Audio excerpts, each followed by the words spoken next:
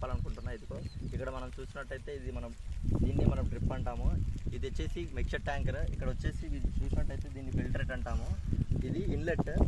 ఇక్కడ నుంచి అయితే మనకు సోర్స్ నుంచి మనకైతే వాటర్ అనేది ఇన్లెట్ ద్వారా వస్తాయి.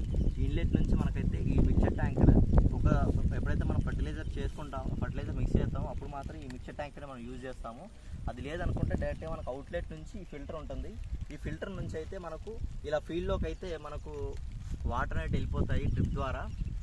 ఇక్కడ నేనేంటంటే ఇప్పుడు డ్రిప్ యొక్క ఇంపార్టెన్స్ చెప్తాం అనుకుంటున్నాను.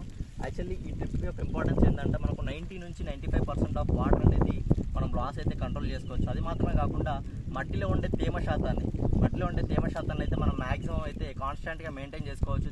మొక్కకి ఎప్పటికప్పుడు మన తేమని కాన్స్టెంట్గా ఇచ్చుకోవచ్చు.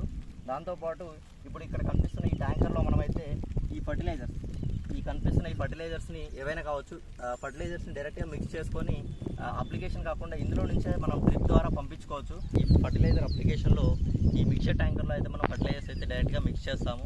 ఇలా మిక్స్ చేయడం వల్ల మనకు యూజ్ ఏంటంటే మనం లేబర్ ఖర్చు తగ్గించుకోవచ్చు. అది మాత్రమే కాకుండా ఎప్పుడైతే మనం ఫర్టిలైజర్ డైరెక్ట్గా అప్లై చేసినప్పుడు చాలా వరకు అయితే లీచింగ్ లాసెస్ అనేది జరుగుతుంది. దాన్ని కూడా మనం కంట్రోల్ చేసుకోవచ్చు.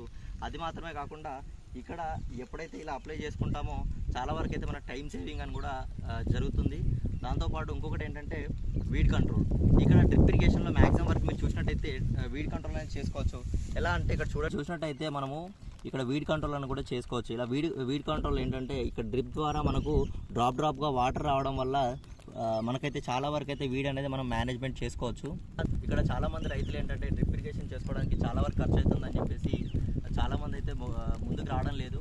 ఇక్కడ మనకు స్టేట్ నుంచి మరియు సెంట్రల్ నుంచి అయితే గవర్నమెంట్ అయితే 50% అయితే సబ్సిడీ అనేది ఇవ్వడం జరుగుతుంది. దీనికోసం మీరు మీ యొక్క గ్రామ పంచాయత్ మరియు అగ్రికల్చర్ ఆఫీసర్ని అయితే సంప్రదించాల్సి ఉంటుంది. దాని ద్వారా మీకైతే ఒక 50% అయితే హెల్ప్ అనేది జరుగుతుందని చెప్పి.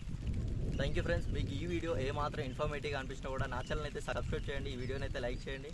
Thank you friends. బాయ్.